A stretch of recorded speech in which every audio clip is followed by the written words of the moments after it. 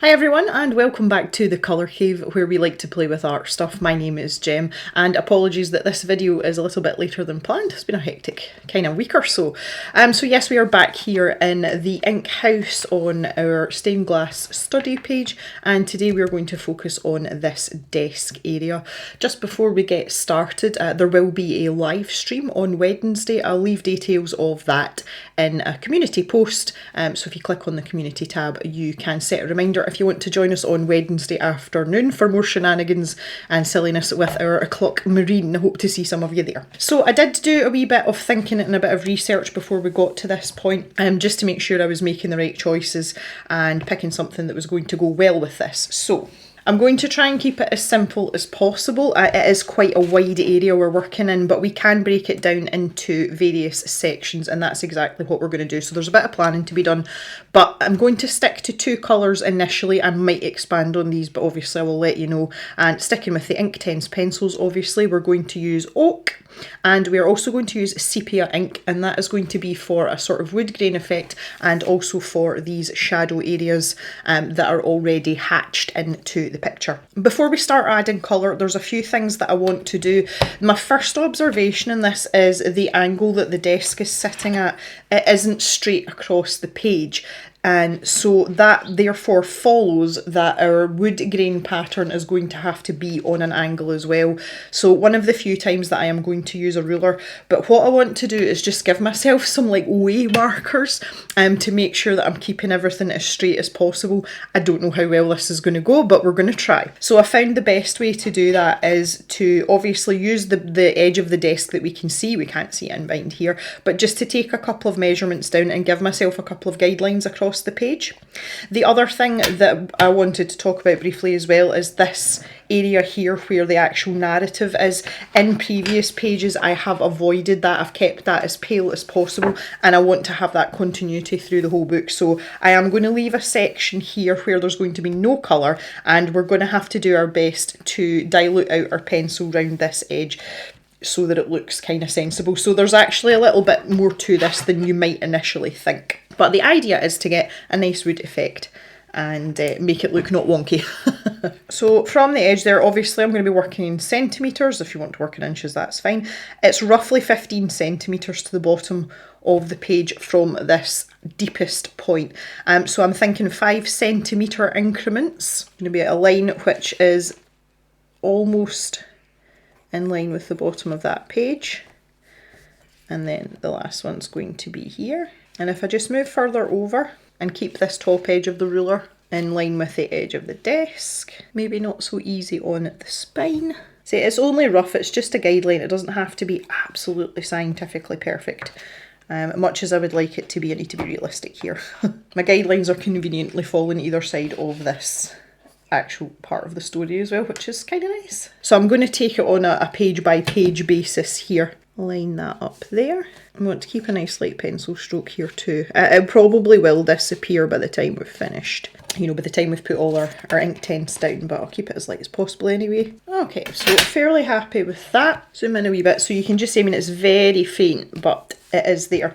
So when it comes to around here as well, I'm going to give myself a sort of a rough boundary, and the way I normally do it is by marking out the corners. So I kind of want that to be maybe there, and there, and there, and there.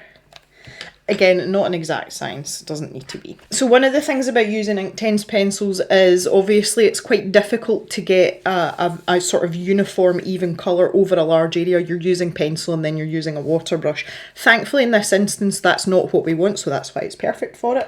To make sure that it doesn't look too washed out, because I do want this to be quite dark to, you know, to take into consideration the light that's coming through. And we want to see a wee bit of that reflection as well. And the closer the edge is to the light source, obviously the more intense that light will be. So just to give a hint of it, I'm going to add into my collection the lemon yellow, which is what we've been using. So to start us off along this edge here, I'm just going to pop a tiny little bit of this down. Most of this will disappear because we are using a dark colour, but it will show through a little bit. So we'll just start on this page here. And one of the main things that we want to do here is make sure that this layer is absolutely completely dry before we put anything else down. So I'm just going to activate that colour that I've just put down. And you can see there it's quite subtle, but it's definitely there.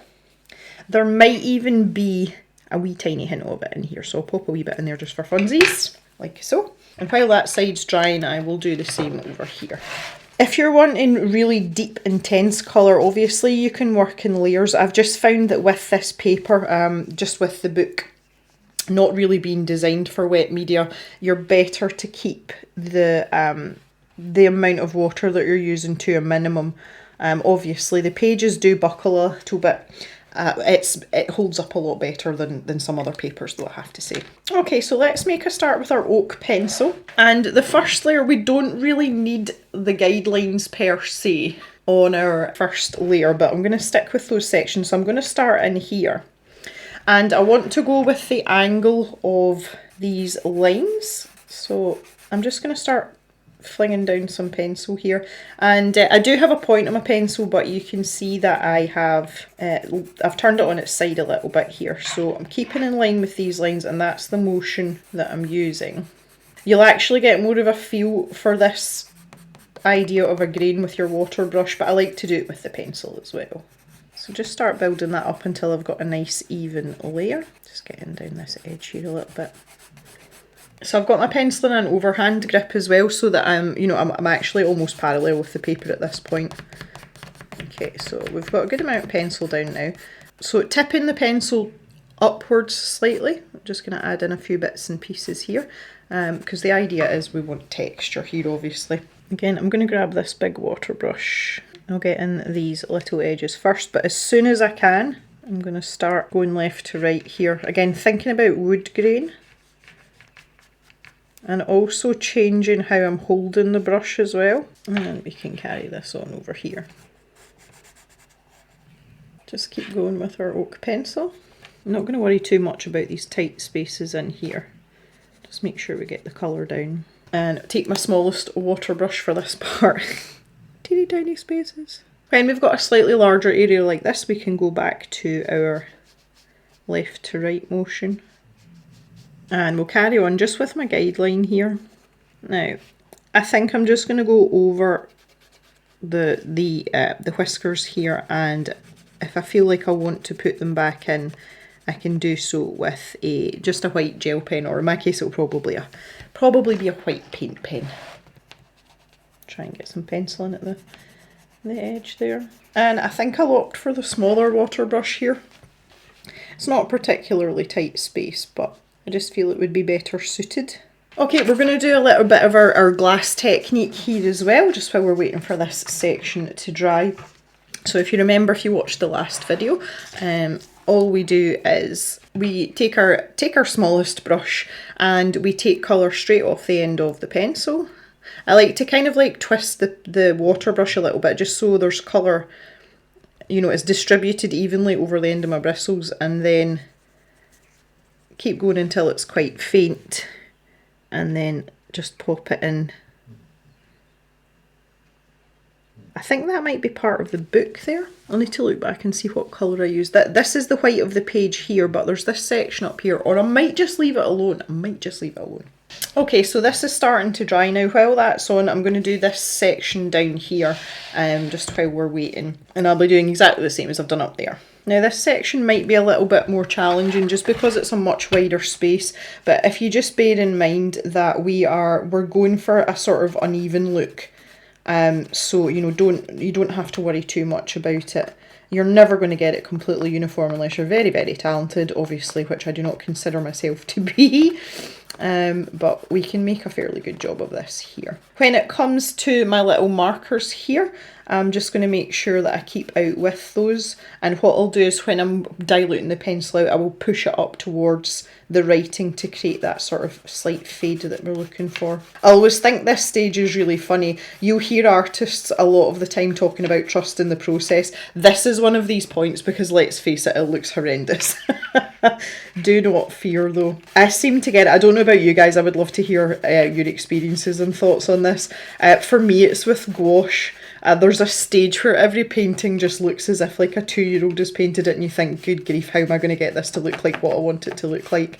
But you just have to have patience and realise that the building blocks have to be there in the first place, otherwise you can't, you know, you've got nothing to work on, kind of thing, until you've got that sort of base colour or shape or both down. That's a thing that I seem to have learned over time. Some people seem to be able to do it from the get-go, but I think a lot of people, I don't want to speak for anyone else, but I think a lot of people go through that slight panic stage and think, how the heck am I going to get this to look anything remotely sensible? Okay, so I'm going to start at this edge where my writing is, and I'm just going to erase the pencil line around the bottom part there. And what I'll do is I will still use that same left to right motion, but I will push it up towards like that. So you see we've got a nice fade there, and then I can start. Just going to get into this gutter here and try and not tidy it up, but I don't know if y'all can hear Jock snoring in the background. Oh, he's some dog. He's obviously had too much excitement this morning. It is still early, it's only 9:30. But we're quite an early household here, so we've been on the go since about 6 o'clock. 3.5 hours of excitement is obviously plenty for Jock. I seem to have some really odd colour in here. That's quite interesting. I'm also going to do this tiny little bit down here as well. Silver pencil. Little sliver here. Right, this part's nice and dry now, so this is where I'm going to show you the technique that we're going to use. So I want to stick with this oak pencil, and what you want to have is a super pointy point on it. And we're going to put in some wood grain. So obviously I've given myself some guidance lines here. It's quite interesting to just sort of pause and look for patterns, and you can see I've almost got like an arrow shape there, you know, that comes to a point there. So that's a good starting place. And the motion that I'm going to use with my pencil, I'm just going to show you on this little scrap of paper. I'm going to use lots of really short like hatch lines like this, but they're going to be very close together, and that's going to help us get a little bit of a wood grain effect. So that little shape there, that's a perfect starting point. So they are going to go left to right, and I'm just going to work my way around here and build those up and kind of follow some of my brush lines a little bit. So you're, with this back and forth motion that you've done earlier, you've almost kind of started to create the pattern for yourself. And there's a little light area there, so I'm going to put in something around there, like a little knot. And basically we're going to work our way around. I'm just using a medium pressure, but I'm going to make sure that I keep my pencil sharpened, so, you know, I will be stopping to sharpen quite a lot. And at the sort of edge of the paper and things, I just find the best thing to do is step back and have a look and see if it looks weird or not. That's not very scientific, and I'm terribly sorry, but that's just the way that I do it. I say this isn't the be all and end all. There's some really nice wood grain techniques with pencils if you search YouTube by other artists. But I always feel like in colouring books, it feels as if I've got a bit more sort of freedom to maybe try things that I wouldn't normally use in the grand scheme of things. And I suppose that depends on how adventurous you're feeling. I know some people are a little bit more anxious about, you know, not making a mess of things.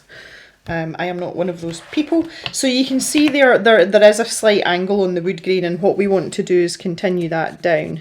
Same old story, and I say this a lot, less is more. So if you add in a little bit here and there and just see how it looks, and then if you want to go back in and add more, then obviously you can.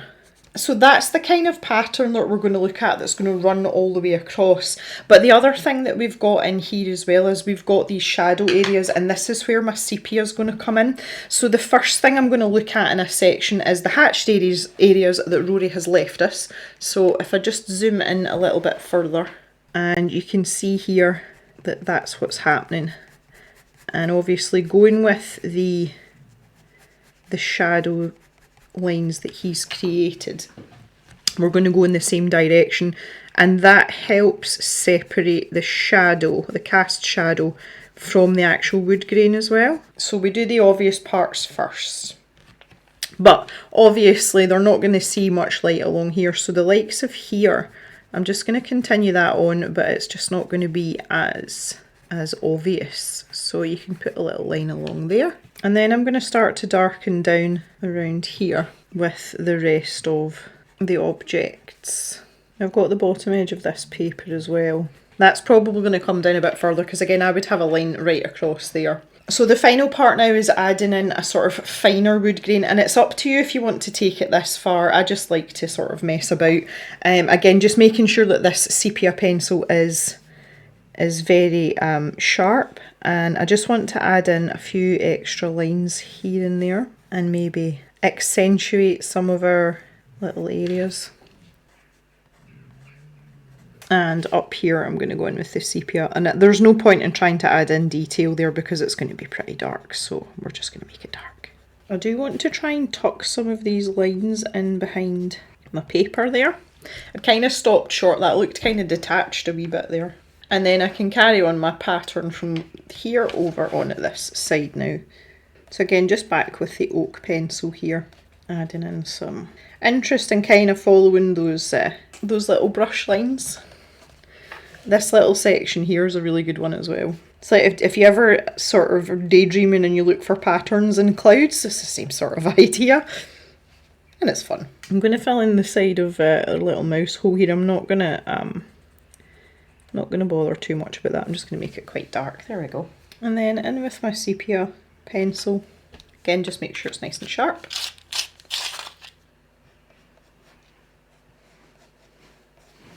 Okay, so if I zoom all the way out now, you can see what I'm going for here. That panel's finished, and that's the kind of feel I'm going for. So I'm going to go ahead and I'm going to use the same technique to finish off this part, and this part, and then I'll catch you back in a second. Alrighty McHo-ho. Okay, so you can see now we've finished this section, and I've added in my shadows with the sepia pencil. I've kept them quite subtle.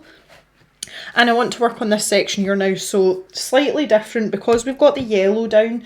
We're going to go back to our oak pencil as we did before, but we are going to, again, this overhand grip, and we're going to keep our pencil as flat to the paper as possible, and we want to keep this fairly light, particularly over the areas where we've got this yellow. We've got a bit of manoeuvring to do around all these bits and pieces.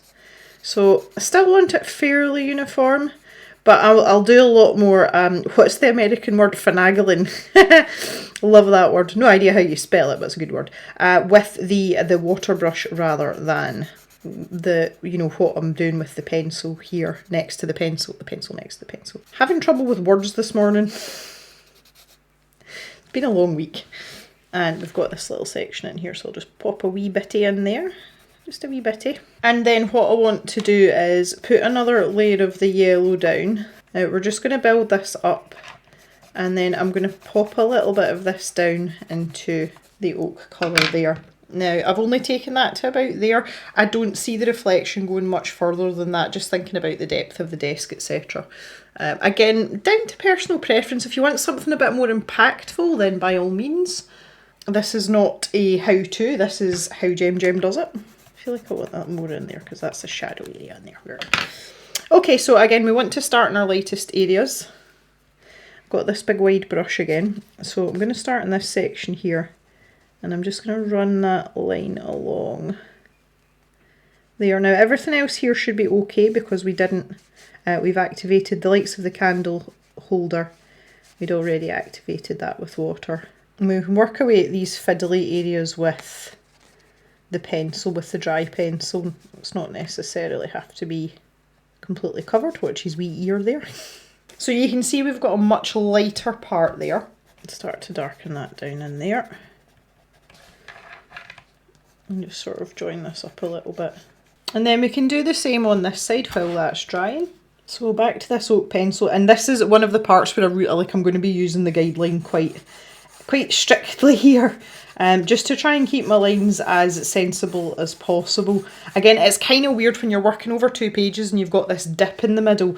You can try and compensate for it a wee bit, but honestly, I've just realised that sometimes it's not really worth the hassle.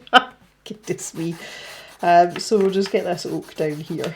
Try and keep that as light as possible there. It is easier to get a bit more of an even coverage on large areas like this because you've got more room to go back and forth, you know. While I was doing that other section, I did remember, it was quite a long time ago now, but I did post a video on a different wood grain technique, and it was in a Johanna Basford book. I think it might have been with Polychromos pencils. So I will link to that down in the description and also at the end card if you're looking for ideas on what to do with wood grain stuff, and it's a much warmer, lighter wood colour than this, so and it's got lots of golds in it, so I'll link that for you if you're looking for inspiration for stuff like that. I'd kind of forgotten about that. It was a long time ago, goodness me. I think that video must be at least 3 years old, maybe 4. In fact, some of y'all will probably be able to tell me better than I can. We did find that out in the last live stream, that you guys knew when I'd posted videos better than I did. But there's well over, I think, 600 videos on the channel now, so forgive me for not remembering the exact timing of each one. Trying not to get too crazy there because we're going to fade that out again. And then a wee bit of the lemon and just bring that down to sort of match up with here. I think maybe there is probably enough. If I feel I'm starting to go off with my lines, you know, if my grain's starting to straighten up, because it is very easy to like subconsciously go with the edge of the book rather than the line, what I'll do then is go to my guideline end like this, and that helps me kind of like put myself back on track. So that's just something that might be helpful a wee bit for some of you. A lot of times when you're doing stuff like this, it's just about finding what works for you, honestly. There's no, you know, there's really no right or wrong way to enjoy these pencils, or indeed when you are adding in detail that isn't in the original colouring page. So I always like to look at other people's techniques and think, well, maybe that wouldn't suit me, but, you know, I could use part of it and sort of develop my own technique. I'm right into that sort of like hybrid techniques. So I always find that quite interesting to do. So I'm going to leave that to dry, and then I want to straighten this up a little bit with a fade. Although the angle of the desk's like this, obviously the writing's square, so we want to make sure that's fine. Okay, we're dry enough over here now. I can go back in with the oak pencil. Now this is really about tweaking things and deciding what looks right. There looks to be a very severe line here where I've had my guidelines, so I want to work into that a little bit and just help to sort of connect it together. So we can do that, and then I can start back on my little flicky wood grain lines. Now I'm not leaning as heavily here, obviously because the sunlight is going to affect how that looks. So trying to keep my hand a bit lighter here. Easier said than done a lot of the time, I know, and I can add in a little bit more cheeky pencil just down in here, around the pencil around the pencil, and the same in between here. Again, very minor detail, not really anything that you need to get hung up on. Now the nice thing at this point as well is if you want to add in a little bit more yellow, you can as well. I'm quite happy with my ratios there, but if you feel it's looking a bit kind of or the Scottish word we would use is peely-wally, so like pale or washed out, now is kind of the time where you can make adjustments. And that's the really nice thing about adding in patterns and texture. You can go all out, or, you know, you can go for sort of less is more. I feel like I want a wee bit more yellow in here for some reason. Okay, so I feel like now that this is dried, I feel like I need to have more oak here. So I'm going back in and using the first technique that we did for the base layer, and it's just on this section here. I just feel it's lacking a little bit, so I'm willing to risk it for a biscuit and just add in a little bit more of that oak pencil. I just felt that was really disconnected from that section there. And now I'm going to go in with my sepia, and I'm going to be using this very sparingly, especially in these sort of lighter areas. And again, I've got this shadow area, so I can go full force there. Knock that out. And so that gives us really lovely contrast with the bottom of the candlestick as well. I just want a little bit in here too. A bit of a crumbly pencil there, that's quite unusual. And again, just so maybe like a few really light lines there. Super light touch. If you want more detail in these lighter areas, you can use a lighter pencil. And maybe if you wanted to pick more of a yellowish brown, you could do that as well. You know, if you wanted to really have a lot of wood grain in. And I just want to pop a little bit more oak in at the seam here. You can see it's quite pale. So I'm going to start there. And then graduate that up. Okay, so exactly the same thing this side, we'll get on with that.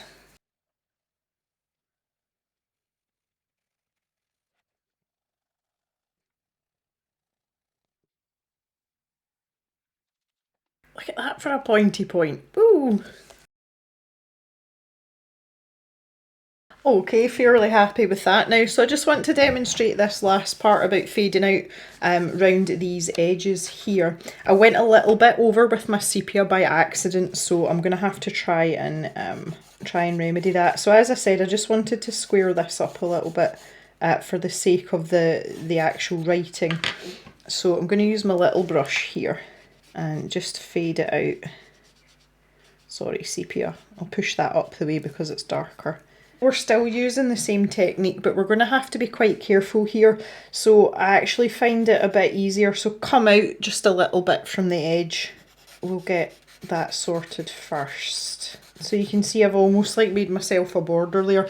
I do need to make sure, now I've done that square on because I want this to be a square edge, but I'm going to turn the book slightly and I'm just going to try and sort of merge that in with everything on the correct angle.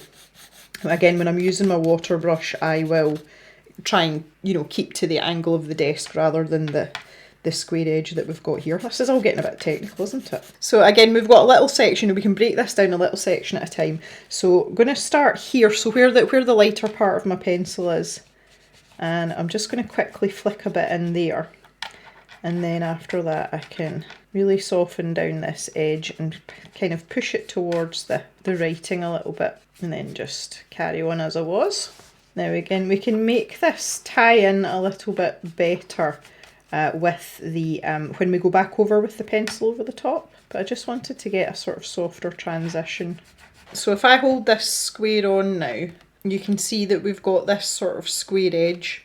Okay, so we just do the same on the other side. There we go. So just to finish up now, we'll add in our details here. Just like we've done before. Make it pretty. There's something quite relaxing about this. I don't know what it is, but kind of making the grain sort of fade in either side here as well. And towards the lettering. The other option as well that is worth considering is you can just put a really light layer of the oak pencil down across the whole area if you don't want to leave it white. I just really want consistency with what I've done on the previous pages, because we're quite a few pages in now. And again, I might plump for a little bit of yellow further down here. I need to join this part up, it's quite disconnected. I'll jump in here just with my little water brush, brush this up the way a little bit, and then pull it down. Yeah, that's a bit better. Yeah, make that a little bit lighter heading in that way. We can join this up. I'm going with my sepia now. Getting very lightly, just add in a few more lines, make it a little bit more interesting. So while I've been doing this, I have been trying to keep this side a little bit lighter than over here because obviously this is in shadow. Now you could make the argument that if the light is cast on the wood grain, the areas of the actual sort of lines in the wood grain would show up more in the light, but I think it would look quite odd in the balance of the rest of the picture. But again, that's just something to consider if you're wanting to take a slightly more technical route. There quite often I will go against the sort of the rules if I feel that it fits in better with the picture, and the way to do that is to make sure that you understand the rules in the first place. It's that old saying of you have to know the rules to break them, and that's kind of what I've done there. So while it might not be completely technically correct, it just looks a bit better. So there we go, everyone. There we have our finished stained glass study in The Ink House by Rory Dobner. I hope you've enjoyed this today. I have had so much fun doing this video and doing this entire page. I think this was a cracking page to do as a little set of videos, and that concludes obviously the series. And we've got these lovely little shiny highlights as well, which just adds a bit of interest. I hope you're all getting on and finishing your page if you're doing it too, and I look forward to seeing you in the next video. So have a great day everyone, and bye bye for now.